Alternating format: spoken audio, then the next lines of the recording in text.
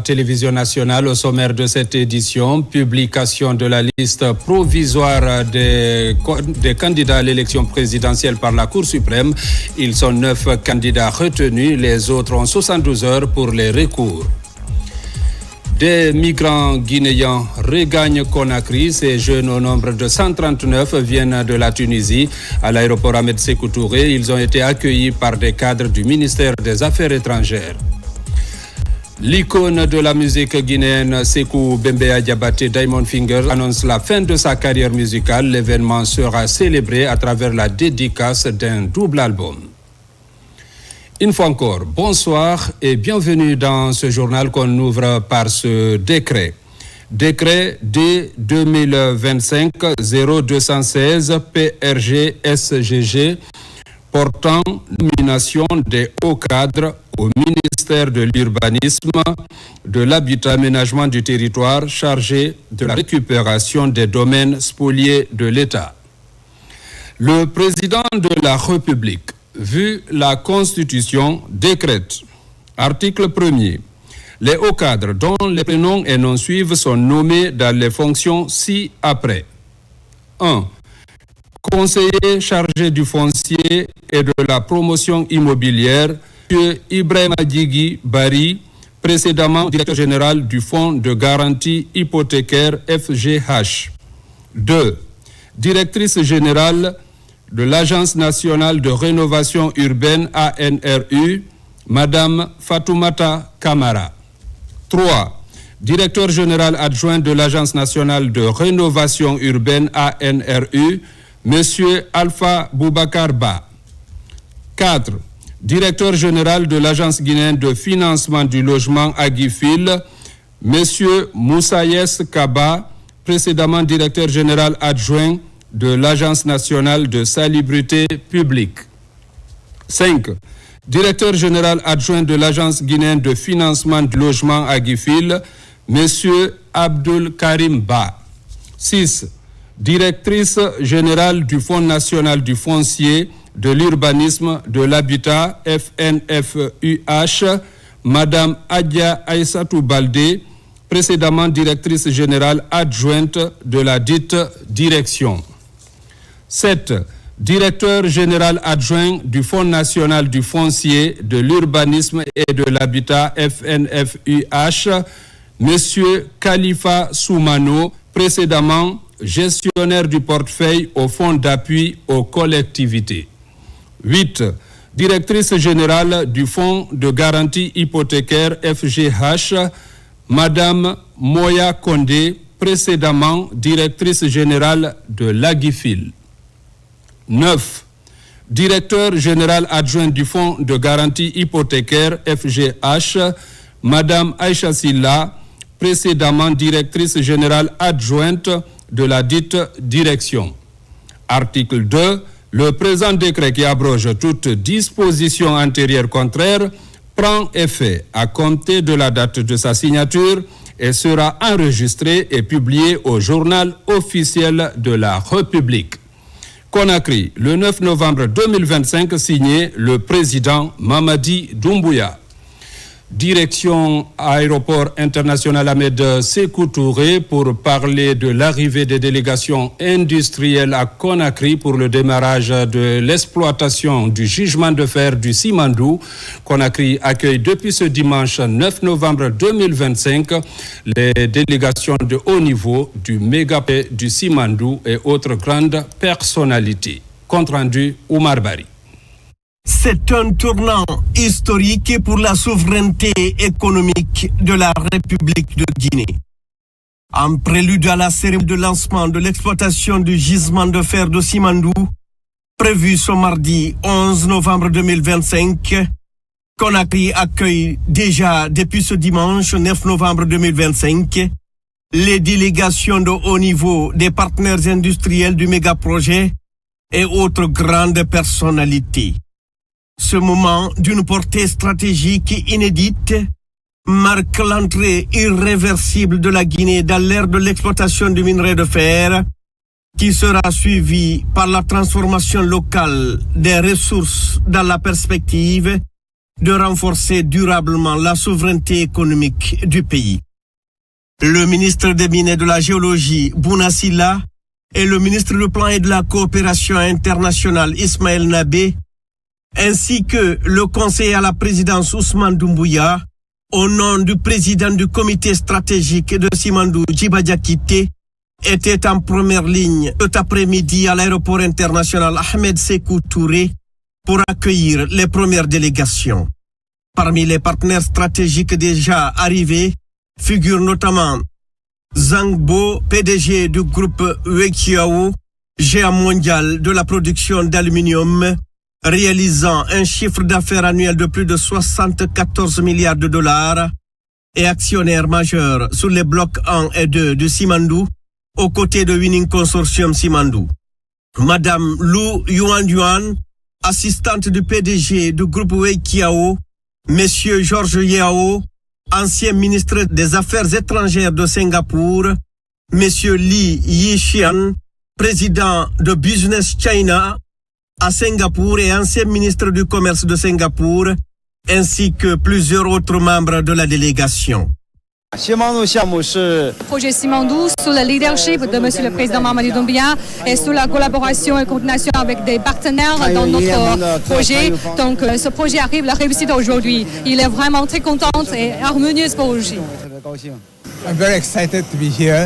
C'est ma première visite en Guinée, un pays dont j'ai beaucoup entendu parler. Nous avons effectué ce déplacement pour participer au lancement du méga projet Simandou. C'est un jour historique pour la Guinée. Venant de Singapour, nous sommes fiers de prendre part à ce projet d'envergure qui représente une véritable opportunité pour le peuple guinéen. Je suis très heureux d'être à Conakry une fois de plus. Nous serons bientôt témoins du lancement du projet Simandou, un événement attendu depuis de nombreuses années. Ce lancement revêt une importance particulière, tant pour le consortium que pour le peuple guinéen.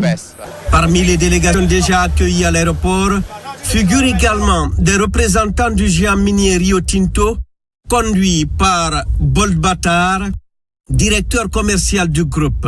La complexité et la taille du projet et surtout son impact que ça aura sur la Guinée est quelque chose qui leur tient beaucoup à cœur.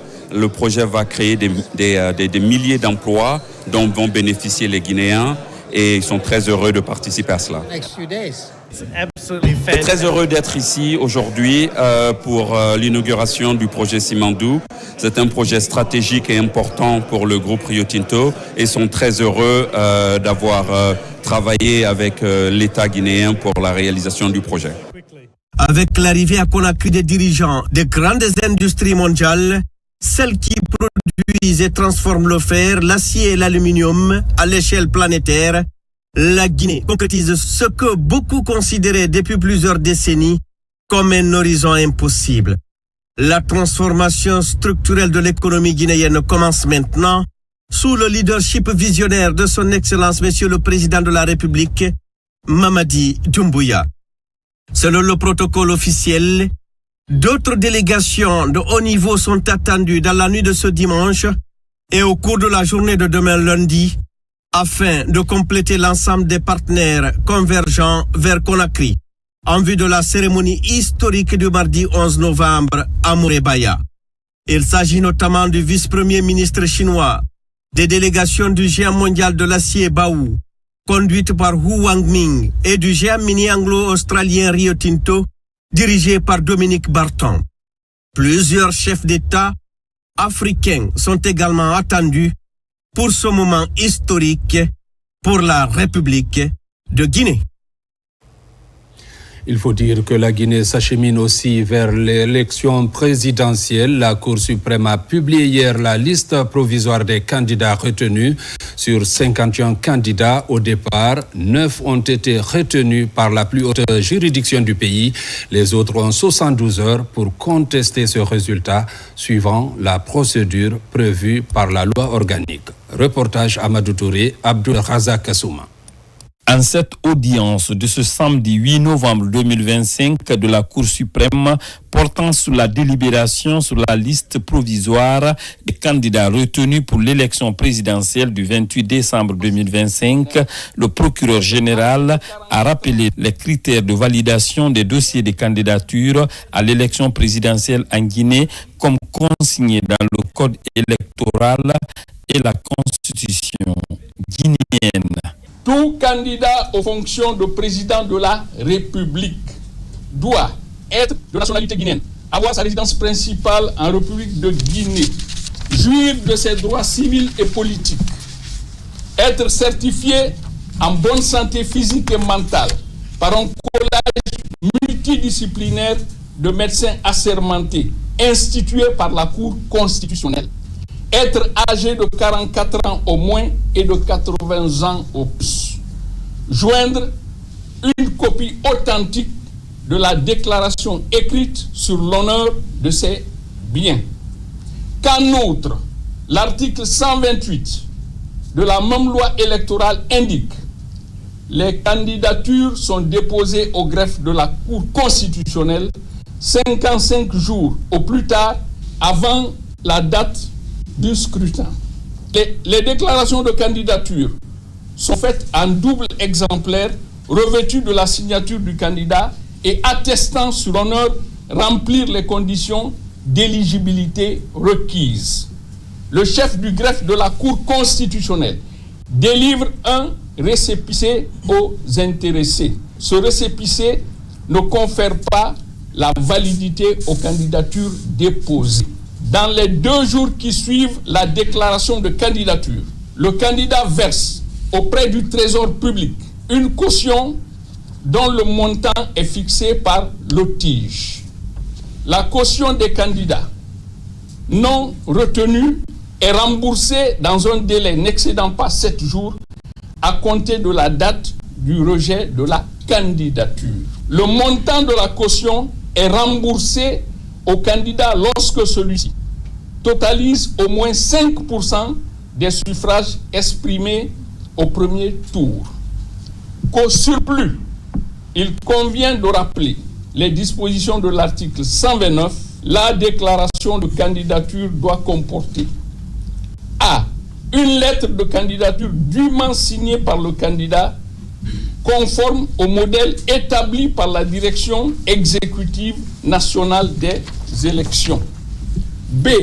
Une fiche d'identité comportant la photographie la plus récente du candidat, les prénoms et noms, la filiation, la date et le lieu de naissance, les mentions de la fonction, de l'emploi et le lieu de service. C. L'extrait de l'acte de naissance.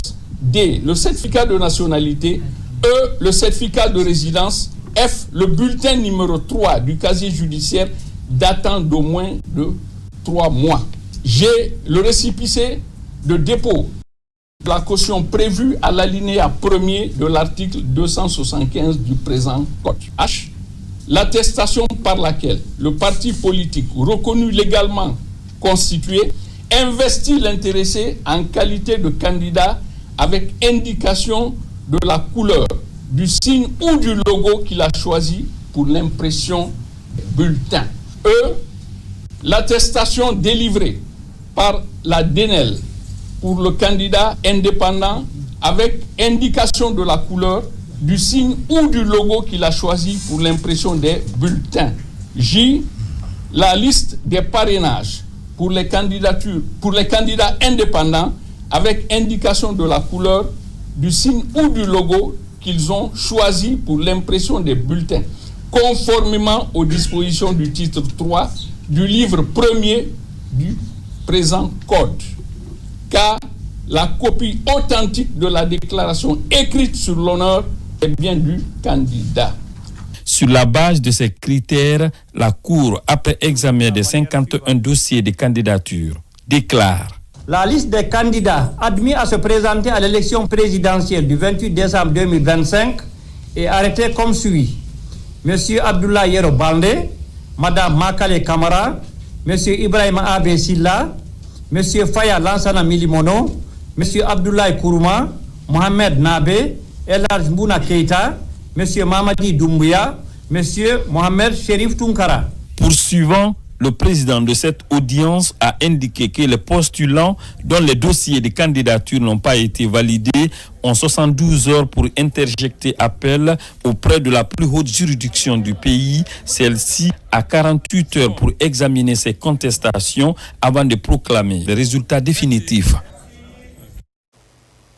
Les conseillers nationaux viennent d'adopter en séance plénière le volet de la loi de finances rectificative 2025 à l'unanimité. Il est évalué à plus de 43 000 milliards contre 35 000 milliards en loi de finances initiale 2025. Mais avant son adoption, de nombreuses recommandations ont été formulées par le CNT à l'intention du gouvernement. Le point avec Robert Siditolno. Le volet recette de la loi de finances rectificative 2025, évalué à plus de 43 000 milliards contre plus de 35 000 milliards, a été adopté à l'unanimité des conseillers nationaux présents. Dans le souci d'élargir l'assiette fiscale, d'améliorer certains impôts et renforcer les recettes intérieures propres, l'organe législatif de la transition a indiqué dans son rapport final des mesures d'ajustement. Obstant une amélioration sensible de la mobilisation des recettes, le CNT invite les régies à redoubler d'efforts en vue d'un élargissement substantiel de l'assiette fiscale, notamment par l'identification et la mise à contribution de nouvelles catégories de recettes, la formalisation progressive des entreprises du secteur informel, le renforcement des dispositifs de suivi, de contrôle et d'évaluation du rendement des recettes. Le CNT attire de nouveau l'attention du gouvernement sur l'urgence de restructurer EDG par, premièrement, une amélioration substantielle de la capacité de recouvrement des factures d'électricité, une révision du modèle de gestion et de gouvernance de l'entreprise. Au-delà des multiples charges que le budget national de développement supporte déjà au compte DGG, le CNT constate la perte répétée de recettes sûres au profit de cette entreprise et invite en conséquence le ministre de l'Énergie et celui en charge des Finances à prendre les mesures correctives qui s'imposent. Le ministre du Budget représentant le gouvernement à cet exercice s'est engagé à l'application stricte de toutes les recommandations formulées par le CNT. Vous pouvez avoir toute la volonté de réforme si vous n'êtes pas soutenu par un chef de l'État qui est réformateur et à chaque fois que vous lui soumettez quelque chose comme réforme qui va dans le sens de renforcer la gouvernance de la gestion des recettes, si vous n'avez pas un tel soutien, ces réformes-là deviendront des vœux pieux. Devant les enjeux liés à la mobilisation des recettes intérieures propres nécessaires pour faire face aux urgences et améliorer les conditions de vie des populations, le président du CNT, Dr Dansa Kourouma, a appelé au suivi des recommandations. La fiscalité doit être perçue non seulement comme un instrument de collecte, mais comme un levier de justice sociale, de souveraineté économique et de construction nationale.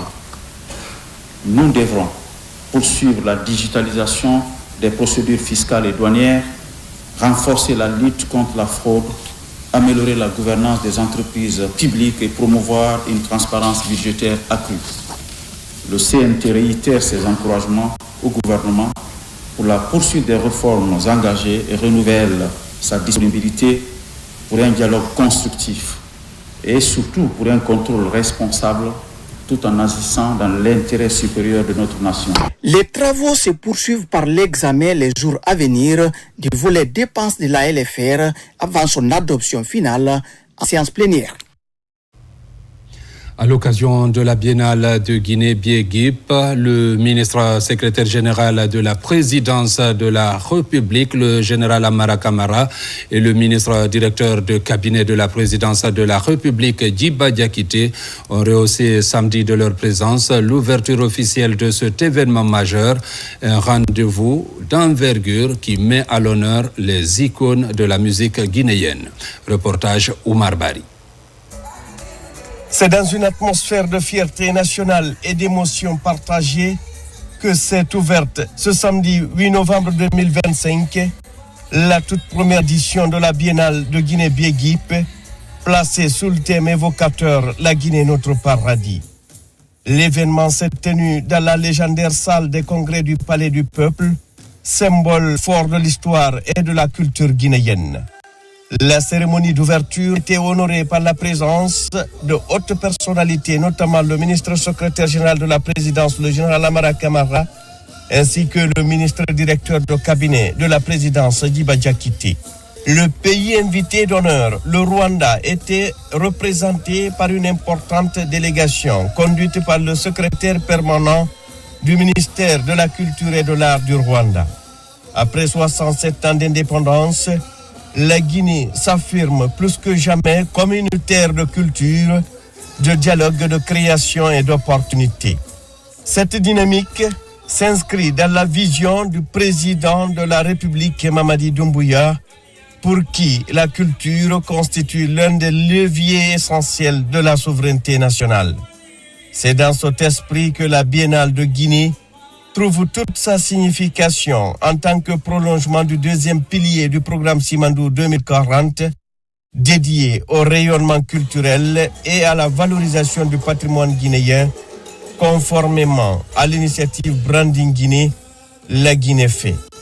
Le ministre de la Culture et de l'Artisanat, Moussa Moïsila, au nom du ministre directeur de cabinet de la présidence, Diba Diakité, président de la cérémonie, a souligné le rôle fondamental de l'État dans la création d'un environnement propice à l'émergence des talents appelés à devenir des industries créatives, génératrices d'emplois, de valeur et d'influence.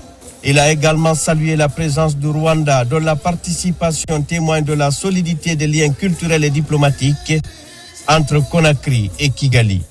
Il a rendu un vibrant hommage au chef de l'État pour avoir placé la culture au centre de ses priorités. Les arts sont la respiration des peuples et la culture leur mémoire vivante. Ici, à Conakry, cette respiration prend la forme d'une biennale qui célèbre la créativité, la diversité et la fraternité. Si cette grande rencontre que nous vivons aujourd'hui se tient, j'aimerais commencer par cela, c'est grâce à la vision du chef de l'État, du président de la République, Mamadi Doumbouya, que je vous prie d'acclamer, qui n'a jamais cessé de soutenir la culture et de lui accorder une place stratégique dans sa vision de développement national matérialisée à travers le pilier 2 du programme Simandou 2040. La culture est donc au cœur de sa vision, de la vision de son Excellence Monsieur le Président, comme l'un des leviers de souveraineté les plus puissants. Elle constitue le deuxième pilier de sa stratégie nationale et aussi tient compte d'un objectif assez important, celui de faire de notre pays un pays de destination, d'où la naissance d'un projet important qu'on appelle le Branding Guinée, qui est une des visions du chef de l'État et que nous appelons dans notre jargon une effet, car il s'agit du socle commun que notre pays a. La Guinée fait, le Branding Guinée, c'est une initiative qui s'inscrit dans la continuité de l'œuvre de nos pères fondateurs qui ont su faire rayonner la Guinée à travers la musique, la danse, le cinéma et les pensées. Sous le leadership du chef de l'État, cette lumière est transmise aux générations futures. La Biéguip, c'est donc ce pont entre mémoire et modernité, entre la profondeur de notre histoire et l'audace de notre avenir. Lors de son intervention, Ablaye Mbaye, artiste et entrepreneur culturel, coordinateur général de l'événement, a insisté sur la portée symbolique et historique de cette première édition, dédiée également à la célébration des artistes qui ont marqué la musique guinéenne et a lancé un appel à l'implication de tous les acteurs, autorités, artistes et citoyens dans la construction d'une Guinée créative et prospère. C'est pour moi un immense honneur et une grande émotion de vous souhaiter la bienvenue à la première édition de la Biennale de Guinée, Biegip. Initiative La Guinée fait, Branding Guinée, inscrite dans le programme Simandou 2040 sous le deuxième pilier éducation et culture. La Biegip est avant tout un rendez-vous de fierté, de créativité et d'unité. Elle rassemble nos talents, nos traditions et nos innovations autour de la culture, du tourisme, de la technologie, de l'éducation et du bien-être. C'est une plateforme où se rencontrent les idées, les émotions, les énergies pour imaginer la Guinée de demain. Permettez-moi de saluer le leadership visionnaire du ministre directeur de cabinet de la présidence, M. Djiba Diakité, dont l'engagement et la détermination ont permis à la Biennale de Guinée de prendre vie. Son accompagnement constant a fait du branding Guinée, la Guinée fait, un véritable moteur de valorisation de notre identité et de notre rayonnement international. Au-delà d'un simple festival, la Biennale de Guinée se veut une infrastructure immatérielle, un moteur économique et un accélérateur de transformation culturelle. Les participants, artistes, chercheurs, investisseurs, entrepreneurs et créateurs venus de Guinée et d'ailleurs ont pu assister à des moments d'échange intenses, de partage de valeurs et de performances artistiques et d'une grande richesse. Chorégraphie impressionnante, sonorités musicales envoûtantes et ambiance conviviale ont rythmé cette soirée d'ouverture, marquant ainsi le début d'une aventure culturelle appelée à s'inscrire durablement dans le paysage africain. Environnement avec la validation du troisième rapport portant sur les avancées de la Guinée dans l'application de ses engagements internationaux en faveur du climat. Le document ainsi validé sera communiqué au secrétariat des Nations Unies, ce qui permettra à notre pays de figurer parmi les nations les plus engagées dans la réduction du réchauffement de la planète et l'adaptation des communautés déjà impactées par le bouleversement climatique. Compte rendu, Mamadou Alpha Baldé Diarra-Diallo. Dans la longue lutte contre la mauvaise gestion des produits chimiques et déchets dangereux dans nos cités, la Guinée renforce la coordination des actions sur le terrain à travers l'unification des activités liées à la mise en œuvre des conventions de Bâle, de Rotterdam, de Stockholm et de Minamata, ainsi que le cadre mondial sur les produits chimiques. Cet atelier contribuera à renforcer les capacités nationales en matière de gestion des produits et substances chimiques et des déchets dangereux, améliorer la mise en œuvre des conventions concernées par une approche intégrée, favoriser le partage d'informations et de bonnes pratiques entre les parties prenantes. L'espoir est permis de rassurer qu'à la sortie de cet atelier, nous aurons un conseil national multisectoriel de gestion des produits et substances chimiques renforcé, informé, sensibilisé. Ces conventions dont la Guinée est signataire fixent les règles interdisant l'utilisation d'un certain nombre de produits dangereux pour l'homme, pourtant présents dans notre quotidien. Nous sommes exposés à des produits que nous n'arrivons pas à cerner ou qui sont très dangereux, que nous employons nuit et jour, et pour mettre à l'abri la population, les consommateurs, parce qu'ils ne connaissent pas exactement ce qui est en train de se passer à travers les produits qu'ils sont en train de consommer. À travers cette rencontre multi-acteurs, les membres du Conseil national de gestion des produits chimiques et les cadres du secrétariat sont mieux outillés contre les risques des produits chimiques et déchets dangereux sur la santé humaine et environnementale à tous les niveaux. La campagne de vulgarisation de Simandou 2040 est lancée ce matin à Kindia. L'initiative vient des jeunes Guinéens de la diaspora en collaboration avec le ministère de l'Environnement. Ils sont venus apporter leur soutien à ce méga projet à travers la sensibilisation des populations de la capitale et des régions administratives. Reportage Bakary Bambakonde. Le projet Simandou, pilier de l'ambition économique guinéenne, fait l'objet d'une nouvelle dynamique de communication. Le collectif Diaspora Langoundé, regroupant des jeunes Guinéens établis à l'étranger, a officiellement lancé sa campagne de sensibilisation et de vulgarisation à Kindia ce dimanche. Sa mission, informer en profondeur les populations de cette région administrative ainsi que la zone spéciale de Conakry sur les jeux et les retombées attendues de ce méga projet minier. Il est important que la jeunesse comprenne ce projet. C'est une tournée qui est soutenue par la ministre de l'Environnement et du Développement durable et l'Agence guinéenne d'évaluation environnementale. Les membres du collectif ont utilisé un langage simple, notamment en langue du terroir, pour démystifier les aspects techniques et financiers du projet, insistant sur l'impact local, emploi, infrastructure, santé et éducation. Quand on parle ici du programme de Simandou, c'est l'émergence de la jeunesse,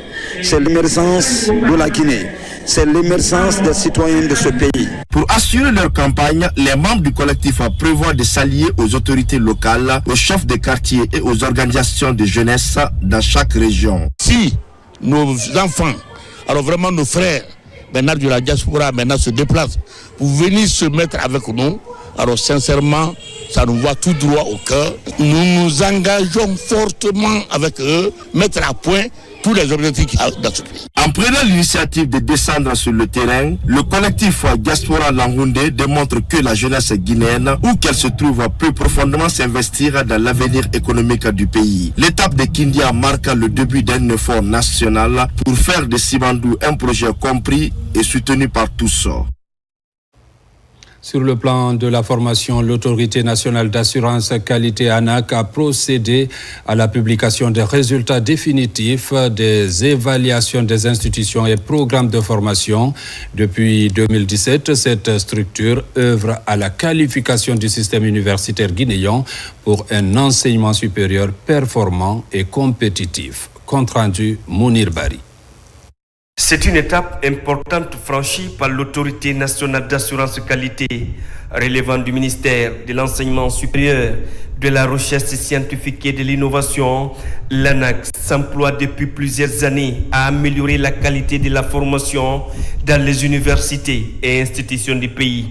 Pour l'exercice 2024-2025, 19 programmes sont accrédités et 3 institutions habilitées à délivrer des diplômes reconnus. Un plan de rémédiation doit être mis en œuvre pour tous les programmes qui ont été accrédités et pour toutes les institutions habilitées.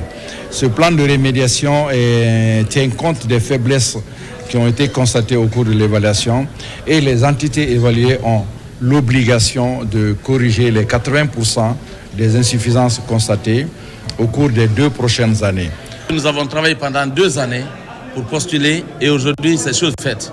Il s'agit d'une attestation qui nous permet de délivrer nos diplômes et des diplômes de qualité à nos étudiants. L'ANAQ fonde son action sur des standards internationaux. Sous la supervision du conseil scientifique, les critères d'évaluation sont examinés avec rigueur. Depuis en fait quelques années, nous sommes sur ce processus et les résultats de cette année nous donnent également un sentiment de satisfaction. Nous encourageons les institutions d'enseignement supérieur qui n'ont pas encore participé à ces processus d'évaluation de le faire pour continuer à s'améliorer. L'institution entend poursuivre ses efforts pour maintenir le cap de l'excellence académique. Selon la convention ratifiée par la Guinée auprès des Nations Unies, tout diplôme reconnu au niveau national et international doit provenir d'un programme accrédité, une institution habilitée par l'ANAQ. Toujours dans l'actualité, le ministre de l'Information et de la Communication était ce matin à Forêt-Caria, où il a présidé une cérémonie de prière en faveur de la paix et de l'unité nationale, organisée à Kalia par le mouvement J'aime les actions de Doumbouya. Cette rencontre a été mise à profit pour magnifier le travail abattu depuis le début de la transition pour le développement de la Guinée par le chef de l'État. Également, les populations ont remercié le ministre Fana Souma pour le succès dans la mise en œuvre de sa feuille de route dans le secteur des médias. Plus de détails avec Tierno Ousmane Diallo. À Kalia, une des communes rurales de Forêt-Caria, les populations suivent de près l'actualité et apprécient les projets de développement entrepris par le CNRD. Reconnaissants et soucieux pour la réussite de ces projets dans une Guinée apaisée, les habitants de la localité, à l'initiative du mouvement J'aime les actions de Doumbouya, ont initié une importante cérémonie de prière pour invoquer la grâce divine pour la prospérité du pays et pour traduire leur engagement à soutenir le président de la République dans sa vision pour une Guinée émergente et unie. Cette lecture du Saint-Courant est organisée pour la Guinée. Nous remercions le général Mamadi Doumbouya pour ce qu'il fait en Guinée. Nous apprécions et nous le soutenons. Forêt-Caria a décidé d'organiser dans sa sous-préfecture de Kalia une lecture du Coran pour demander au Tout-Puissant Allah de raffermir encore la force, l'intelligence et le pouvoir de Mamadi Doumbouya afin d'amener le pays là uniquement sur la voie du progrès. C'est pour cela qu'ils ont misé sur le ministre Fana Souma qui répond réellement à certains critères, ce qu'on appelle les critères, c'est-à-dire d'amour, de solidarité, de partage. Ils ont dit qu'il est une véritable incarnation et que Mamadi Doumbouya ne s'est pas trompé en le choisissant comme ministre surtout de la communication. À cette cérémonie, les habitants de Kalia ont rendu hommage au ministre Fana Souma pour ses efforts continus dans la mise en œuvre du programme du chef de l'État en matière d'information et de communication, ce qui permet notamment aujourd'hui aux zones rurales de rester informées. Avec la présidentielle qui pointe à l'horizon, cette cérémonie de prière consacre également la volonté des habitants de la localité à œuvrer pour la réussite de cette phase dans l'histoire de la Guinée. Ce que le président de la République est en train de faire pour le pays, c'est vraiment incomparable. Depuis qu'il est là, il a changé beaucoup de choses. Et vous avez vu même la ville de Forêt-Caria avec des grandes actions qui sont en cours, des grandes réformes qui sont en cours. Je crois qu'on est vraiment satisfait. Donc, nous sommes venus pour participer à cette lecture du Saint-Courant. Puis on a imploré la grâce divine pour qu'il répande sa miséricorde sur tout le pays et puis surtout sur le chef de l'État, le président Mamadi Doumbouya, et que les élections qui arrivent, que ça se passe très bien, dans les meilleures conditions. Au nom du président de la République, général Mamadi Doumbouya, le ministre de l'Information et de la Communication a annoncé le démarrage dans les prochains jours de travaux de rénovation de la mosquée de Kalia, suscitant une vague de remerciements et de bénédictions en faveur du chef de l'État. Un geste fort qui répond à une des préoccupations des fidèles musulmans dans cette localité. À Conakry, les communes se mobilisent pour rendre plus concrète leur stratégie de communication locale autour des 3 priorités, l'engagement citoyen, l'inclusion sociale et la résilience face au changement climatique, une démarche participative soutenue par l'ANAFIC et l'Agence française de développement. Reportage Marouane Kamara. À travers cette session de formation des autorités locales, les 13 communes de la capitale pourraient se doter désormais d'un plan de communication locale. Elle est initiée par l'Agence nationale de financement des collectivités locales pour informer, sensibiliser et impliquer les citoyens dans la gestion locale. À l'arrivée de l'ANAFIC, on a installé les mécanismes de gestion de réclamation dans les 362 communes de l'intérieur. On est en train d'installer encore les mêmes comités de gestion de réclamation dans ces communes. C'est un comité qui permet d'établir une bonne relation entre les responsables des autorités locales et la population. Nous incarnons l'autorité, mais nous ne sommes rien sans la population. Donc pour qu'il y ait un résultat, il va falloir qu'on aille vers eux, qu'on communique vers eux, qu'on s'inquiète des réalités et ensuite proposer des palliatifs. Au cœur de cette démarche, l'opérationnalisation de la stratégie de communication locale des communes de Conakry sur l'engagement citoyen, l'inclusion sociale et la résilience au changement climatique. Il a été question de partager avec les communes de Conakry des instruments et des outils liés à la budgétisation participative, des outils liés à l'engagement citoyen tel que le suivi-évaluation participative, mais aussi le système d'alerte précoce. On a l'habitude de faire le budget classique en s'enfermant entre 4 murs. Et on veut passer à une autre étape de ce processus-là pour que le citoyen se prononce sur l'élaboration du budget. Porté par l'ANAFIC avec le soutien financier de l'Agence française de développement AFD, cette initiative ambitionne de bâtir une capitale plus participative, plus inclusive et plus résiliente face au changement climatique. Dans une dynamique de compétitivité des PME, la formation est indispensable. Ici à Conakry, le centre d'appui aux PME vient d'être équipé d'ordinateurs bureautiques. C'est un geste d'une entrepreneur de la place qui elle-même a affûté ses armes à l'école de la Direction nationale des PME et du contenu local. Abdul Karim Kamara. Au ministère de l'Industrie, les futurs centres d'appui aux PME sont attendus avec beaucoup d'espoir. La Direction nationale des PME caresse le rêve de les voir comme des centres de transfert des kits d'incubation. Déjà opérationnel, le CAPME de Conakry a désormais un centre informatique qui vient d'être équipé à travers un don de 20 ordinateurs bureautiques. Je vais commencer tout d'abord à remercier la donatrice pour ce don. Les PME aujourd'hui sont en train de dévoler de leurs propres ailes, mais avec l'accompagnement des uns et des autres, y compris même le département, à travers Madame la ministre de l'Industrie et des PME. La bonne samaritaine, c'est elle, entrepreneur chevronnée à la tête d'une fondation de charité.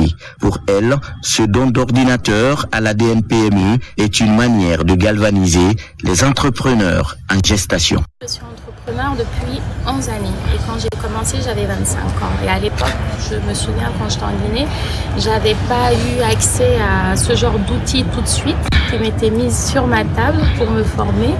Et après les formations que j'ai eu à donner dans ce même lieu, et dès qu'on m'a parlé d'offrir des ordinateurs pour des jeunes, c'est pourquoi de bonne foi, j'ai pas hésité à le faire. Se doter de ressources supplémentaires pour nous assurer que notre département remplit sa mission au service développement industriel, c'est un souci constant qui est le nôtre. Et nous invitons beaucoup de personnes à s'inspirer d'elle, de travailler en synergie avec nous, de venir en appui. D'ores et déjà, la Direction nationale des PME s'est lancée dans la formation d'un noyau de moniteurs qui, à son tour, se mettra au service des PME pour la consolidation de leurs aptitudes.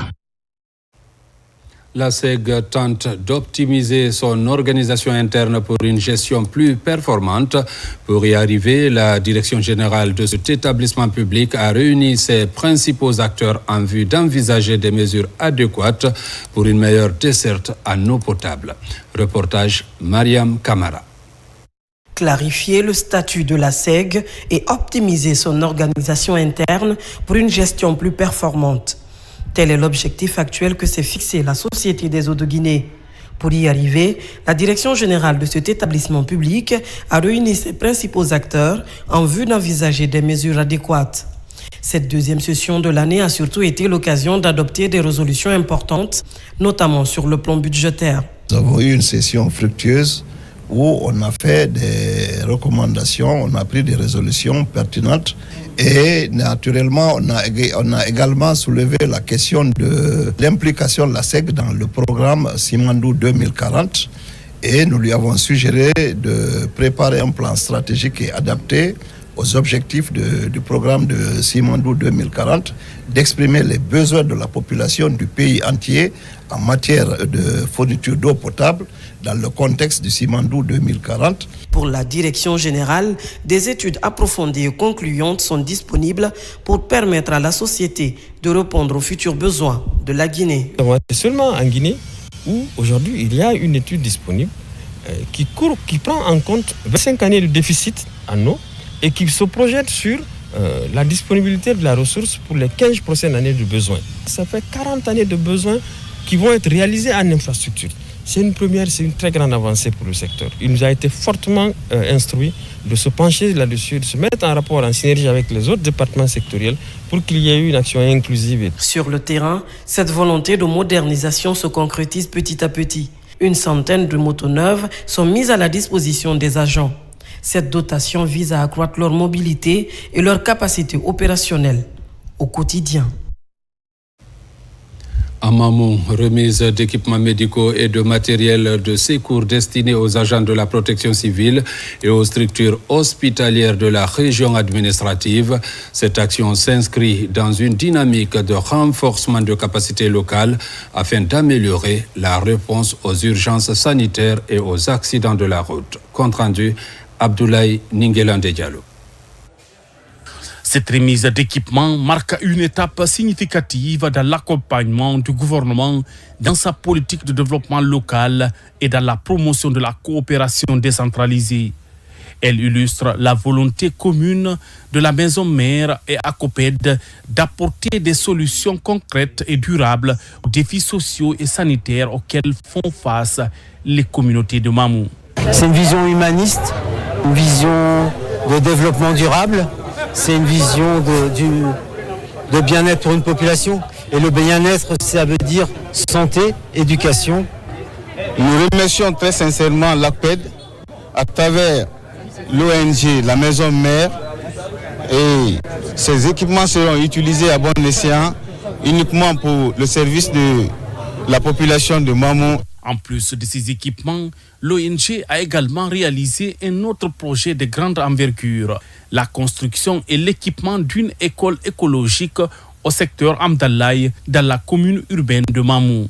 Nous avons lancé le programme d'accompagnement toujours avec l'ACOPED qui a appuyé la construction d'une école écologique. C'est une première de 2 salles de classe pour la maternelle. Cette école en tout cas permettra d'expérimenter une pratique écologique dans la gestion et la pratique quotidienne aussi des élèves qui seront enseignés à la gestion de l'environnement. Nous nous engageons à continuer à soutenir les initiatives qui contribuent à l'amélioration de la sécurité, de la santé et de l'éducation dans notre région.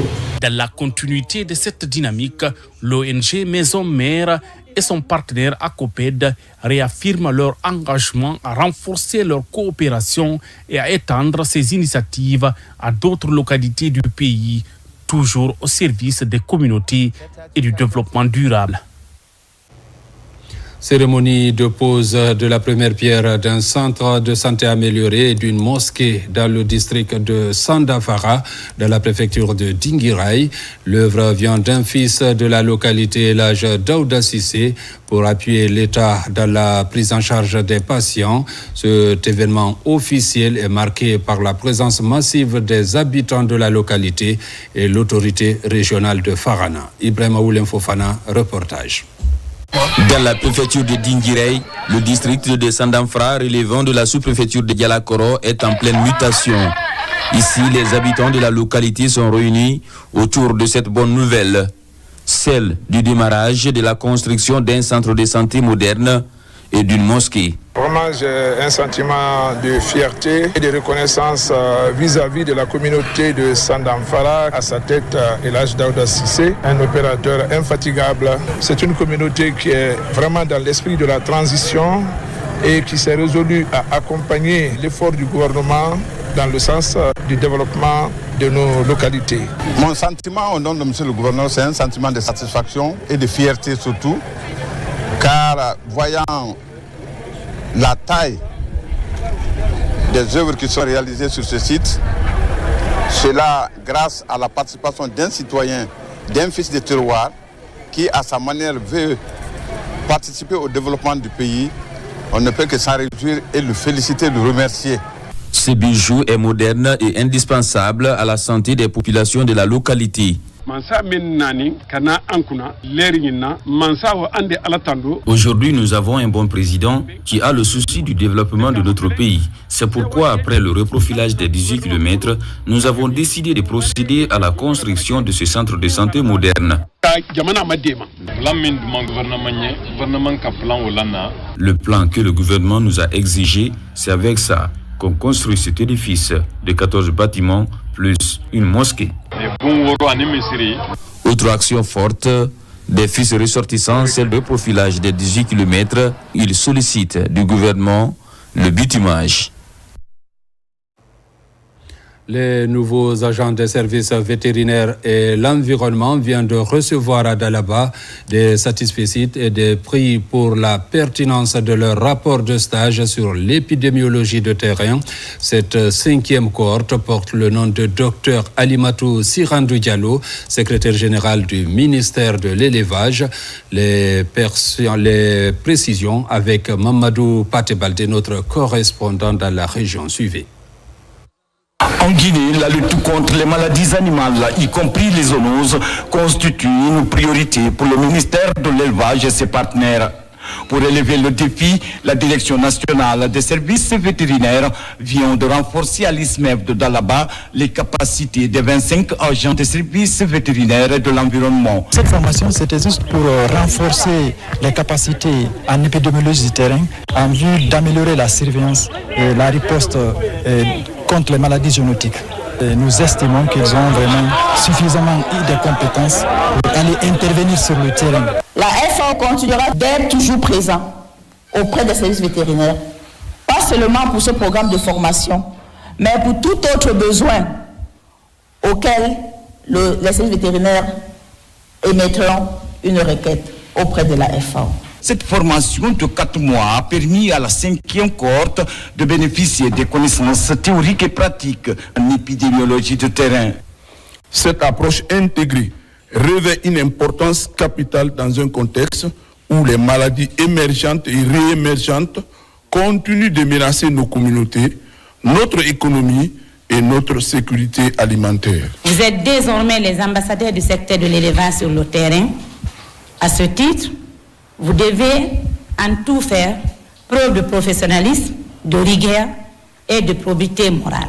Reconnu comme épidémiologiste de terrain, cette 5e cohorte porte le nom de Alimatou Sirandou Diallo, secrétaire général du ministère de l'élevage, pour sa contribution de qualité au développement du secteur de l'élevage en Guinée. À Dabompa, les jeunes s'activent dans l'assainissement de leur commune. Ils viennent de lancer l'opération de nettoyage des points noirs de la localité. Reportage Aboubakar Junior Kamara. La jeunesse de Dabompa s'engage dans les opérations d'assainissement de leur quartier. Plusieurs artères de ce quartier sont assainies en prélude au lancement de la campagne pour les élections présidentielles. L'initiative est du bureau du conseil de quartier qui mobilise sa jeunesse autour des questions de citoyenneté. Nous voulons rendre notre environnement sain, propre avant les grandes campagnes qui arrivent. C'est-à-dire un environnement propre pour vraiment un esprit très sain. Depuis plus d'un an, nous sommes sur ça et c'est ça que ça veut dire que nous le faisons. Être utile pour sa société est le seul motif de cette mobilisation des femmes qui veulent faire de Dabompa un quartier de référence en matière d'hygiène et de paix. C'est une très bonne initiative. On aime dire qu'est-ce que le pays a fait pour moi, mais nous disons d'abord qu'est-ce qu'on a fait pour notre pays. Et cet acte citoyen que monsieur le directeur général et monsieur le chef de quartier sont en train de poser aujourd'hui prouve à suffisance qu'on doit les accompagner. Les accompagner en termes d'équipement, les accompagner moralement et les accompagner financièrement. Ils le font avec leurs moyens de bord. Donc c'est quelque chose qui est encourageant et moi je pense qu'on doit les soutenir. Périodiquement, ces opérations d'assainissement seront organisées ici à Dabompa Plateau afin d'améliorer le cadre de vie des populations, histoire d'éviter des maladies provoquées par manque d'hygiène. Une autre vague de migrants regagne volontairement Conakry. Ces migrants viennent tous de Tunisie. Ils décident donc de venir participer au développement de la Guinée. Ils ont été accueillis par des cadres du ministère des Affaires étrangères. Alpha Issia Gaba. Au total, 32 migrants guinéens sont rentrés volontairement de Tunisie. Souvent confrontés à des situations de détresse, ils ont choisi de regagner leur pays d'origine. Nous sommes très contents parce que nous sommes quittés en Guinée. On ne savait pas que la Guinée allait devenir comme aujourd'hui. Mais l'image que nous avons vue dans les télé, à travers les réseaux sociaux, nous avons su que Mamadi Doumbouya, c'est un bâtisseur. C'est quelqu'un qui a la conviction.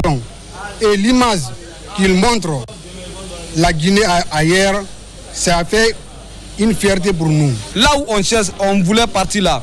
Notre pays est devenu comme là-bas. Ça cause ça, on s'est retourné. À l'aéroport international Ahmed Sékouré, ils ont été accueillis par des cadres du ministère des Affaires étrangères qui ont annoncé que des mesures d'accompagnement pour leur intégration sont déjà prévues. Ce sont les très hautes instructions de son Excellence, Monsieur le Président de la République, chef de l'État. Nous sommes là donc au nom de son Excellence, Monsieur le ministre des Affaires étrangères, qui nous a mandaté. Et ce pont aérien, c'est dans l'intérêt de nos communautés, ou en tout cas de toute la diaspora qui se trouverait en dehors du pays et qui souhaiterait rentrer librement au pays. Ces derniers temps, un nombre croissant de migrants guinéens optent pour un retour volontaire, des retours motivés par leur volonté d'accompagner le processus de refondation engagé en Guinée. L'école primaire Xavier de Tamara, localité des îles de Los, était confrontée à d'énormes problèmes d'équipement.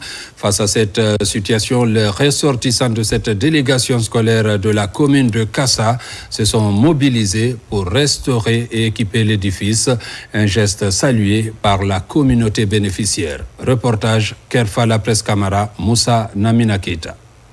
Des décennies après sa construction, l'école primaire Xavier de Tamara, localité relevant de la direction communale de l'éducation de Kassa, est confrontée aux problèmes de vétusté et au manque de tableau-banc. Face à cette situation, Alseni Bangoura, ressortissant de la localité, a porté un projet qui a abouti à ce don de tableau-banc et de feuilles de tôle pour restaurer l'édifice en guise de soutien à ses frères écoliers de l'île. Les défis au sein de l'éducation au niveau des insulaires, on sait que c'est énorme. Nous ne pouvons pas tout faire et l'État aussi non plus ne peut pas tout faire. Raison pour laquelle nous, en tant qu'enfants des îles, en tant que bonne volonté, nous sommes associés pour pouvoir appuyer les autorités éducatives. La restauration de cette école est perçue comme un soulagement pour le personnel d'encadrement, mais surtout pour les parents d'élèves qui trouvent dans la démarche un geste qui doit être encouragé à travers un suivi sérieux des matériels mis à la disposition de la communauté. Toute la communauté n'est pas très contente de ce geste, n'est pas de ce don. L'entretien n'est pas qui nous manque ici. Il faut l'entretenir, n'est pas à bon escient, pour que dans l'avenir, il ait le courage, n'est pas de faire autre chose de mieux que ça. Je remercie le donateur parce qu'il n'est pas fait pour toute personne d'offrir ces dons pareils dans une école qui est très loin de Conakry. Le donateur, en rapport avec ses partenaires, il envisage d'intervenir en appuyant d'autres localités des îles de Los dans un très proche programme de développement communautaire déjà planifié afin de participer pleinement à l'amélioration des conditions de vie de ces insulaires et surtout moderniser le cadre d'apprentissage dans la localité des îles de Los. Culture, les responsables de l'orchestre Bembea Jazz International ont récemment animé un point de presse à Conakry. Il était question de communiquer sur le lancement officiel des activités de célébration de la fin de carrière musicale de Sekou Bembea Diabaté, Diamond Fingers. Le compte-rendu avec Mikini Moussa Kamara, Kerfala Presse Camara. Diverses sommités du patrimoine culturel guinéen sont devant les professionnels des médias. Elle explique la nécessité d'accompagner la célébration de fin de carrière musicale du célèbre guitariste Sekou Bembea Diabaté, Diamond Finger de l'orchestre Bembea Jazz International. J'ai dit, j'ai tout donné pour le Bembea. Mais demain, quand je ne serai pas là, on dira toujours Jean-Pierre Bembea. Donc je dis, j'aimerais, comme Dieu m'a donné la chance d'être compositeur, arrangeur, guitariste, chanteur, je dis, je vais faire autre chose. On appelle ça un plus. Parce qu'on dira demain, ah oui, en fin de compte, en dehors de Bembea, il a fait ça aussi. Pourquoi appelle-t-on Sekou Bembea Diamond Fingers? Eh bien, je peux vous le dire, j'étais à Lagos en 1977, lorsque Franco de Miyamor, Luambo Makiadi, devrait jouer avec l'orchestre national du Congo-Kinshasa et que Sekou devrait interpréter avec le Sili Orchestre de Guinée des mélodies guinéennes, des rythmes guinéens. C'est là, par l'éclat de son jeu, la puissance de ses pincées, sa folie meurtrière à la guitare qu'on l'a baptisé Diamond Fingers. On dit non, c'est pas possible, cet homme a des doigts en diamant. Attendu début 2026, cet événement sera marqué par une double dédicace d'albums. L'œuvre Mangué rend hommage au père de l'indépendance guinéenne, Ahmed Sékou Touré, premier président guinéen. Et l'album Merci au général, destiné au président de la République, le général d'armée Mamadi Doumbouya, bâtisseur de la Guinée nouvelle. En Guinée, c'est la première fois qu'un artiste fasse un double album où il y a l'album chant et l'album guitare.